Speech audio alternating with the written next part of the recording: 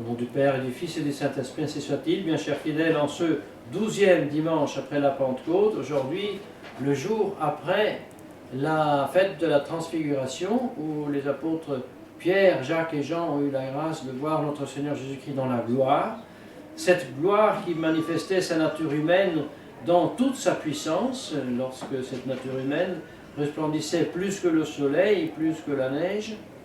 Voilà que nous rappelons Saint Pierre qui veut tout de suite s'établir là avec des tentes et recevoir la réponse par les faits par notre Seigneur Jésus-Christ qui lui fait savoir non. Cette transfiguration, ce fait de voir la gloire du Fils de l'homme ici sur terre, c'est simplement pour vous encourager à endurer et à supporter la mort, la croix, qui nécessairement doit précéder la gloire, qui ensuite est quelque chose pour le ciel. La gloire que vous avez vue sur le mont de la Transfiguration, c'est pour le ciel. La croix dont je vous parle tout le temps, comme disait certainement notre Seigneur Jésus-Christ à ses apôtres, eh bien c'est ce qui est réservé ici dans ce monde. Donc pas de tente, mais d'espérance et vertu pour supporter le martyre. Voilà que donc hier nous fêtions la Transfiguration et aujourd'hui nous voyons notre Seigneur Jésus-Christ dans l'Évangile dire de ceux qui ont vu son jour, qui ont vu, qui ont entendu sa voix, qui ont vu ses œuvres, voilà ceux que notre Seigneur Jésus-Christ dit être bienheureux, à la différence de ceux qui désiraient voir ce jour, c'est-à-dire le jour de notre Seigneur Jésus-Christ, son parler, son agir, son faire, et qui ne l'ont pas vu. Et il s'agit là des prophètes, des justes de l'Ancien Testament, des saints rois de l'Ancien Testament. Et voilà que nous pouvons ajouter avec beaucoup de consolation et confiance. Nous aussi, en 2016, nous pouvons nous énumérer parmi ceux, nous pouvons être énumérés par ces bienheureux qui ont vu et qui ont entendu le jour de notre Seigneur. Pourquoi? On nous dira non, c'est pas possible, parce que tout cela a eu lieu il y a 2000 ans. C'est vrai, ça a eu lieu il y a 2000 ans. Mais il y a aussi des contemporains de notre Seigneur Jésus-Christ qui avec les yeux l'ont vu, avec les mains l'ont touché, avec les oreilles l'ont entendu, sans le voir, sans le toucher, sans l'entendre, par aveuglement d'esprit.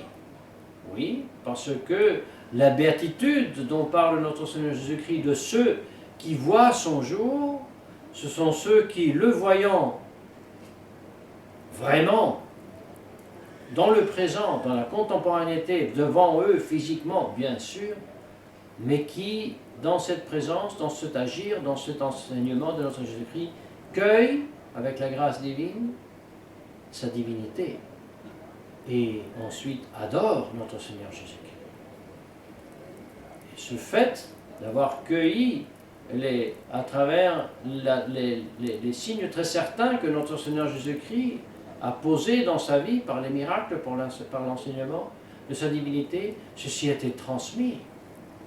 Comme tout ce qu'il a fait, et son être même, son existence, était le fait le plus connu dans l'Antiquité, et les faits qui ont été transmis étaient de notoriété universelle dans son monde. Et bien comme ça, c'est la vérité que notre Seigneur Jésus-Christ est Dieu, par son Église, nous est parvenu jusqu'à aujourd'hui. Et voyez, aujourd'hui en 2016, comme il y a 2015 ans, il y a malheureusement des yeux, des oreilles, des mains qui voient, qui entendent, qui touchent, sans voir, sans entendre, sans toucher. Les esprits aveuglés. Les esprits aveuglés existaient il y a 2000 ans, ils existaient aujourd'hui aussi. Cet aveuglement qui consiste à ne pas vouloir réfléchir lorsque on sent, on voit, on touche, on entend les choses. Ça a un nom, ce refus de constater que les choses que nous voyons, que nous entendons, que nous touchons, sont. Ce refus d'être être humain, ce refus de vivre selon la nature humaine, s'appelle, a un nom. C'est la philosophie moderne, qui est aussi antique, dans le sens que ce refus de la réalité existait déjà dans l'Antiquité. Mais ce refus de la réalité que nous vient par l'essence est aussi le principe de la soi-disant philosophie moderne. Et outre qu'être un péché contre le Saint-Esprit, parce que le refus de l'évidence est un péché contre le Saint-Esprit, l'application de cette philosophie aux données révélées à la théologie, au Évangile, a l'effet de devenir tellement aveugle, de pouvoir être devant Jésus-Christ sans le voir, d'entendre Jésus-Christ sans l'entendre, de toucher Jésus-Christ sans le toucher. Et ainsi se avérit la prophétie qu'ils voient sans voir, qu'ils entendent sans entendre, et qui est une malédiction. Et cette malédiction est l'origine, la source du modernisme avec le modernisme de l'Église moderniste, de l'Église conciliaire. Oui, l'Église conciliaire est née dans cette eau de la cécité mentale, du refus de la pensée en tant que telle. Voilà pourquoi Saint Pédis nomme le modernisme la cloaque de toute l'hérésie, parce que il y a un vice avant encore de mettre un jugement, il y a le vice parce que on la met pas la réalité. Oui, et cette Église conciliaire, c'est pas de cette Église conciliaire que Jésus-Christ parle quand il dit « Bienheureux ceux qui ont vu, entendu ce que vous avez vu ». Mais c'est son Église catholique dont elle parle, parce que, encore une fois, il n'est pas nécessaire d'avoir été présent il y a 2000 ans pour affirmer aujourd'hui que ce que Jésus-Christ a fait et a dit, nous le voyons, nous le croyons par le témoignage de ceux, des apôtres, de l'Église et de la tradition qui a transmis ce témoignage. Oui, nous pouvons pour ce fait même vraiment dire que nous faisons part de ce bienheureux dont parle notre Seigneur Jésus-Christ, à la différence des justes de l'Ancien Testament qui désiraient voir ce jour et ne le voyaient pas. Par exemple, Salomon, dans sa sagesse, puis nous ne savons pas la fin qu'il avait, mais dans sa sagesse, il désirait voir ce jour, elle ne l'a pas vu. Et il le dit, dans quoi? Dans ses écrits spirituels? Non. Dans ses écrits, nous pouvons nous dire, politiques. Dans son programme politique, il parle de ce jour de notre Seigneur Jésus-Christ, de ce Jésus-Christ qui est la sagesse incarnée. Oui. Comme donc dans l'Ecclésiaste, c'est-à-dire comme discours politique, il le dit. Puisse entendre les soi-disant chefs politiques de la France qui veulent sauver encore aujourd'hui de la France de l'invasion islamique.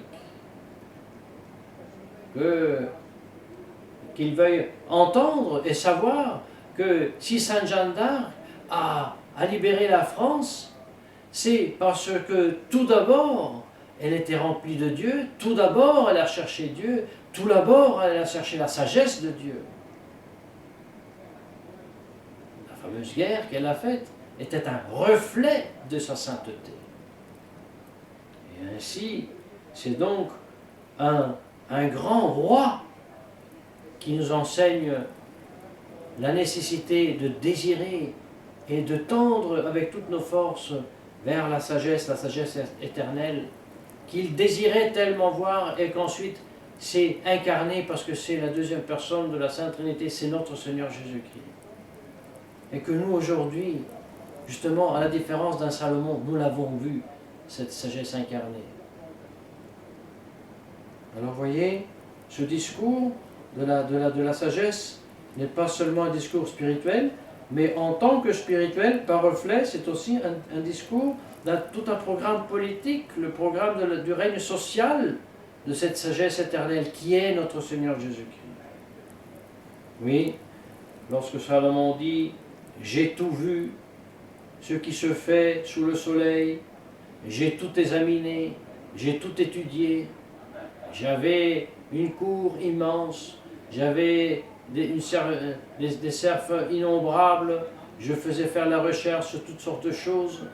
Eh bien, à la fin, je me rends compte que tout est vanité et affliction de l'esprit, grande affliction, parce que les méchants difficilement changent et deviennent bons, et le nombre des insensés est infini. Les insensés, ceux dont nous parlions auparavant, ceux qui, voyant, ne voient pas, écoutant, n'entendent pas, et touchant, ne perçoivent pas, ceux qui refusent d'utiliser le don d'intelligence, l'intelligence au sens naturel du mot, tel qu'il leur a été donné par la nature, mais qui non seulement n'utilisent pas, parce que on ne peut pas simplement ne pas utiliser, mais où la nature est et fonctionne, ou alors je la refuse et je nie les actions de la nature. C'est ainsi que ne pas vouloir reconnaître l'évidence des choses, ne pas vouloir reconnaître les signes que notre Seigneur Jésus-Christ posait à son époque de la part des scribes et des pharisiens. C'était une rébellion contre l'évidence. Ça s'appelle un péché contre le Saint-Esprit, cette rébellion. Sachons bien et n'oublions pas que cette rébellion de l'esprit naturel, avant encore de parler de la négation d'un dogme de foi, cette négation de l'esprit, d'accepter l'évidence des choses, c'est ça le péché originel de la philosophie moderne, c'est ça le principe du modernisme, et c'est la raison pour laquelle le modernisme a été appelé par saint Pédis la cloaque, l'égout collecteur de toutes les hérésies. Parce que c'est vicié, c'est péché avant encore de commencer à réfléchir. Parce que c'est un refus de la raison et du raisonnement. Oui, ceux-ci ne sont pas les bienheureux dont parle notre Seigneur Jésus-Christ. Il ne s'agit pas pour les modernistes, pour les gnostiques, pour les idéalistes, pour les existentialistes, et toutes ces philosophies qui nient l'évidence. Eux, ils sont exclus de ce bienheureux, de ce bonheur, d'être énumérés par les petits, par ceux qui voient et qui reconnaissent la sagesse éternelle. Ils sont exclus. Et par conséquent, l'Église conciliaire est exclue de Jésus-Christ. L'Église conciliaire est exclue de la sagesse éternelle. Gare aux traditionalistes qui veulent porter dans la cloaque la sagesse éternelle. Oh, vous me direz, il faut convertir tout le monde. Oui, il faut convertir tout le monde. Il faut les convertir, mais il ne faut pas devenir un parmi eux avec l'étiquette Église catholique, alors que ne l'est pas. Attention. Une chose, c'est convertir le pécheur. Une chose, c'est s'asseoir à la table du pécheur, comme a fait notre Seigneur Jésus-Christ, comme ont fait les apôtres. L'autre chose est penser, j'écris sur mon front, je suis pécheur, je suis méritrice, et comme ça je pourrais convertir les pécheurs. Non. On ne peut pas faire le mal pour en traire du bien. Je ne peux pas, je ne dois pas m'appeler catholique sous Bergoglio pour convertir Bergoglio. Mais je dois l'appeler moderniste, non catholique, prier pour lui afin que Bergoglio vienne à se convertir. Sans feindre, ni lui d'être catholique, ni moi d'être de l'Église conciliaire. Il n'existe pas de situation canonique, de droit canon, de juridiction en dehors de l'Église de Jésus-Christ. Par conséquent, je ne peux ni demander à Bergoglio une juridiction, ni Bergoglio peut me la donner. Moi, je ne peux pas le demander à Bergoglio parce qu'il n'est pas catholique. Et lui, il ne peut pas me la donner parce qu'il n'en dispose pas, n'étant pas lui-même membre de l'Église catholique. Grand mensonge qui est en train de disperser quelqu'un dans le monde traditionnaliste. Ils sont exclus tout cela de cette béatitude des simples, des petits qui cherchent la sagesse et la sainteté. Ils font plutôt partie des insensés. Oui, Saint Jean Chrysostome nous parle du roi Salomon qui arrive à toutes ces conclusions et désirait du fond d'un abysse ténébreux, il désirait cette sagesse qui ensuite, par la grâce divine, s'est allumée dans son cœur et il a connu cette vraie sagesse et il désirait la voir. Justement, il désirait voir le jour de notre Seigneur Jésus-Christ, sans l'avoir vu. C'est ce dont parle notre Seigneur Jésus-Christ, comme il dit, beaucoup de prophètes, de rois, ont désiré voir sans le voir. Nous avons pu le voir. Alors soyons pleins de gratitude pour ce fait, toujours conscients que c'est l'enseignement de l'Église, ce sont les sacrements, c'est le sacrement du baptême, c'est le sacrement de la confirmation, qui nous ont donné cet esprit, mais nous devons le mettre en œuvre, parce que si nous ne le faisons pas, nous devons des insensés nous aussi. Gare à nous. Alors que la prière quotidienne, la fréquence des sacrements, nous puisse nous enraciner de plus en plus en notre Seigneur Jésus-Christ et augmenter notre conviction que même la solution des problèmes tant forts que nous sommes en train de vivre, à tout point de vue, même social, justement, économique et politique, se résout simplement dans la recherche, avant tout, du royaume des cieux, au nom du Père, du Fils et du Saint-Esprit, c'est soit.